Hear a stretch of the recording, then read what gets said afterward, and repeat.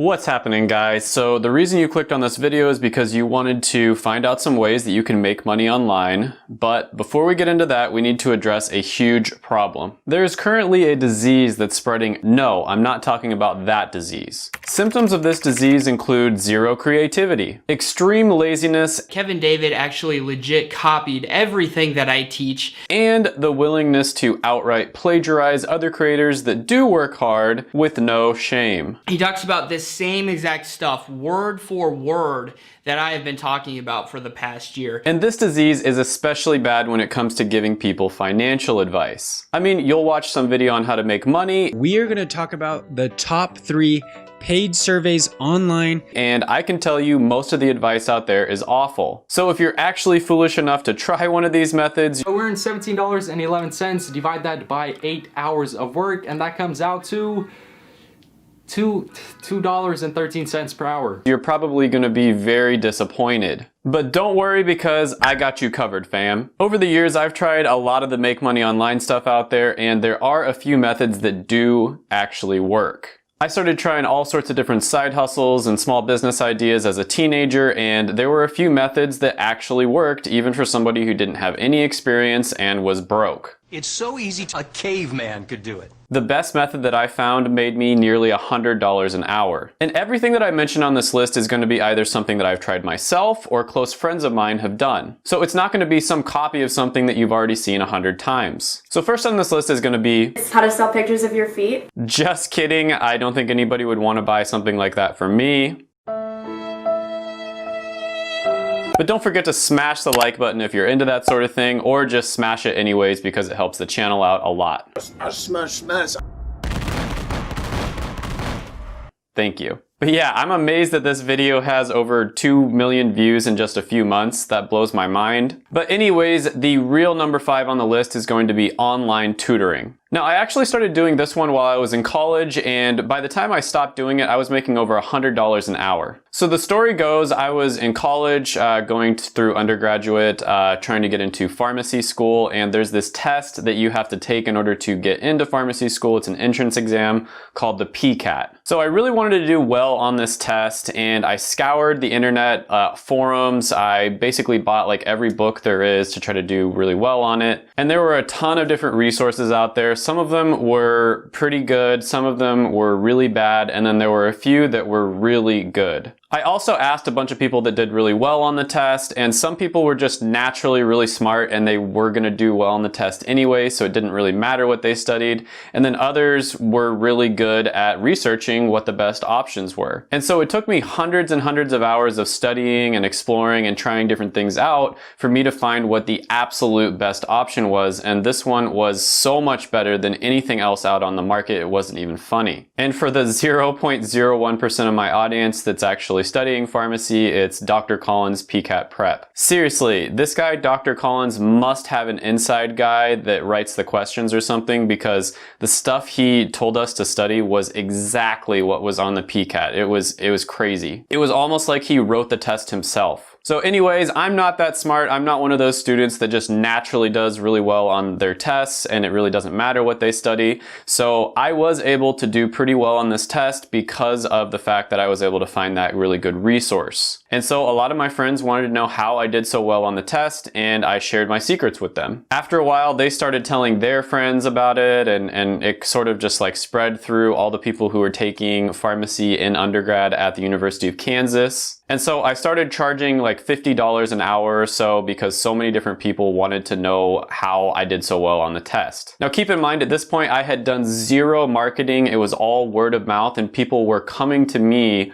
wanting to pay me just to tell them which resources to buy and basically how to go about studying for the test. So I started off by charging around $50 an hour, and eventually it got up to the point where I was charging around $150 an hour. And this was a win-win for both parties involved, because I was saving them hundreds of hours of time that they would have wasted studying and trying different resources that weren't nearly as good, and I was probably saving them thousands of dollars. A lot of companies would offer options where you would fly to a study facility for like a week, pay them several $1,000s, and they would supposedly tell you everything that's going to be on the test. But this option that I offered was much easier. You didn't have to fly anywhere, you didn't have to pay thousands of dollars, and it was getting people much better results. And on top of that, I was reinforcing my prior knowledge, which ended up helping me a lot in the future. So I was basically getting paid to get better at what I was doing already in the first place. So obviously this is going to be different from person to person. Most people watching this probably didn't go to pharmacy school, and so they can't tutor people on the PCAT, but a lot of people watching this, maybe you took a big test in high school like the ACT or the SAT and you did really well on that. Or maybe you're just really good at some random subject that a lot of people aren't that good at, like math for instance. The general rule here is the more specific, the better. So a specific thing that you're good at, like a specific test or maybe a specific type of math that you can help people study for, that's probably going to be more profitable for you. For instance, I know medical doctors that charge thousands and thousands of dollars to tutor students on how to get into medical school. The big thing here is to just be creative and think outside the box and think about what you've already spent your time doing and how you could save people a lot of time if they were to just pay you some money in order for you to tell them what the best resources are or how to study for a test. Now, there's a ton of different ways that you can advertise your tutoring services. Really good would be, Facebook Marketplace, Craigslist, online forums are really good as well. You can also join different groups, like for instance, I joined the undergrad pharmacy society at my school, the University of Kansas. A lot of the time there'll be Facebook groups that are completely dedicated to that subject as well. So you just want to join those groups and just start offering really valuable insights, and people will probably just start naturally reaching out to you. If you want to be a little more aggressive, maybe at the end of a post where you just offer some, valuable insights, you could say, I am offering one-on-one tutoring if you want to reach out to me. You don't want to be too braggy or selly or anything like that, or you might end up getting kicked out of the group. Now, the one downside to this one is it does take up a lot of your time when you're meeting up with people one-on-one, but later on in the video, I'm going to show you how you can basically turn any of these methods a little bit more passive, so you're not exchanging your time for money, you're more exchanging your resources or your knowledge for money, and that way you don't actually have to be there as much to help them. Number 4 on the list is going to be flipping items or online arbitrage. Now, I think a lot of people know about this one a little bit at least. You basically buy an item at a lower price and then you sell it at a higher price. And this can be an amazing side hustle if you have the cash to buy and sell stuff. So one really good tip here is always make sure that they come to you so you don't spend too much time on money or gas. So you always want to make sure that they come to a place near you, so maybe meet at a gas station that's just around the block from you. And this is whether you're buying or selling. It doesn't really matter. Either way, you want them to come to you. The only time that you'd go somewhere is if it's like maybe a really big couch or something that you have to haul, or it's just an incredible deal that you can't pass up. So you want to have an estimated price that you're willing to pay for the item, and then when you get there, you want to negotiate a little bit and try to get the price down. So some items that I've personally had a lot of success with are going to be phones, game consoles, laptops, different like accessories like iPods, for instance. Perfume and cologne is a really good one as well. And then video games as well. You can also do this on eBay as well. An item that I saw selling really well on eBay, for instance, was different buttons on a keyboard. So people would just go out and buy a bunch of different keyboards, and then they'd sell the individual buttons on eBay for like $3 each. The trick here is to just be creative and try to think of different things that people are searching for and wanting to buy online. And you want to avoid items that are in a really competitive niche, like something that a big company would be selling, for instance. You want to totally avoid those sorts of items because there's just no way you can compete with a big company. People do this with cars all the time as well. They'll buy like a broken down car and then they'll sell each individual part on eBay or online for much more than what the whole car is worth. And if you're not self-quarantining and you're willing to leave the house, you can also go out to garage sales or go thrifting. Anyways, you can find amazing items at garage sales for pennies on the dollar. Antiques and collectibles can be really great for making money. Furniture can be really great too if you have the room to store it, because a lot of the times when students move out, they'll just leave their furniture on their lawn. There are a ton of options here, and ever since I got my first vehicle when I was about 16 years old, I started doing this, and I've been making really good money doing it basically ever since then. And it's kind of hard to say how much you make per hour because it's kind of here and there, but I'd say you probably make well over $50 an hour if you just do it with just the items that are really good sellers. And a really good place to check what items are going for is eBay. You can go to eBay and then look at the completed listings tab, and then you'll get a really good idea of what items are actually buying and selling for on the open market. And then a slightly different approach is if you live in a college town. This is a huge opportunity because, like I said, when students move out at the end of the semester, a lot of them will end up leaving tons of stuff just out on their lawn or right next to a dumpster. And I know it sounds gross, like dumpster diving, but I once found a fully functional flat screen TV right outside of a frat house. When some guy moved out, he just decided to throw his TV away and it worked perfectly fine. Some guy who probably looked like this, and I looked up the price online and it was nearly $800 brand new.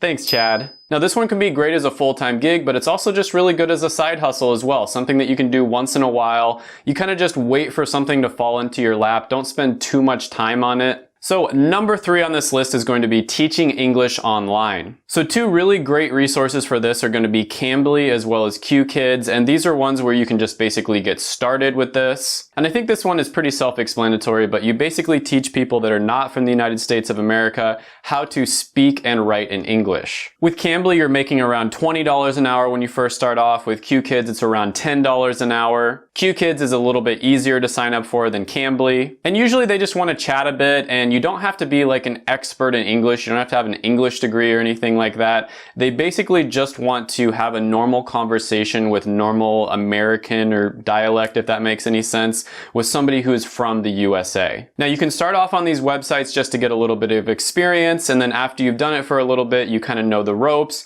you can go out on your own and charge a lot more. And I had a roommate who basically lost his job and he ended up working a side job on Cambly just to be able to pay the rent and get by. And he actually ended up loving it. He ended up moving to Asia later on and becoming a full-time English tutor. And he would basically just teach rich people's children the nuances of English and help them become more fluent in it so they'd have a better chance of getting into top American schools. And last I heard, he was making over 6 figures doing this, so it's definitely a viable option, and he didn't have any formal training as a tutor or any language degree or anything like that. It was all self-taught. Number 2 on the list is going to be online freelancing. So this is another really great one. Basically, you learn a valuable skill that people are willing to pay you money for it, and you do it on the side at first, but eventually you can turn this into a full-time gig. So many entrepreneurs I know got started doing things like this, and I've even known people who have switched careers just by starting it off as a side gig and then moving into a full-time thing. Now, there are a ton of sites out there where you can use to get started doing this. The most common ones out there are going to be Fiverr and Upwork. Now, of course, there are some skills out there that pay a lot more than others. Bitcoin developers, for instance, which is super random, are making $215 an hour on average, whereas logo designers are not going to make nearly as much. Now, the trick to freelancing is to position yourself as an expert in something extremely niche and specific. You always want to position yourself as a specialist, not a generalist. And this is the biggest mistake I see people making. By far the most common mistake is they will basically say, oh, I can do anything for you. You know, I'm a generalist. I can do anything you want in this realm. Maybe like it's making art, for instance. When you position yourself as a jack of all trades, you end up getting paid less. You can look at this with doctors or lawyers, basically any profession out there.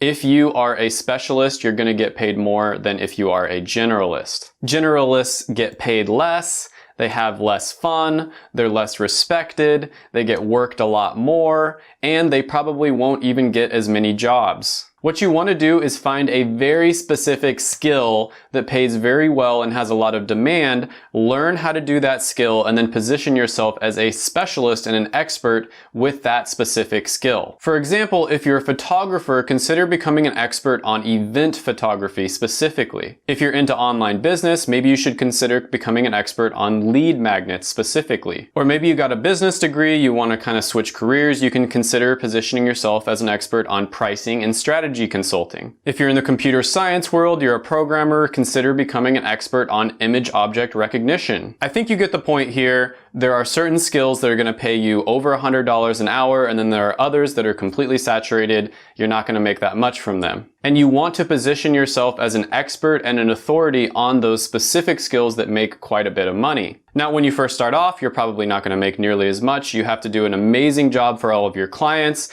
and then you're going to get your name out there, and there's going to be a lot of referrals and word of mouth and all that sort of thing. Now, number one on the list is very similar to freelancing, but in my opinion, it's even better, and that's consulting. Now, there are a lot of similarities here. Just like with freelancing, you're going to want to become an expert or a specialist on something that has a lot of demand and pays very well. Now, with freelancing, you would start off by doing most, if not all, of the work yourself. This is what's known as a done-for-you business model. And it's extremely time-consuming and also can make you very tired because it's probably very hard and repetitive work.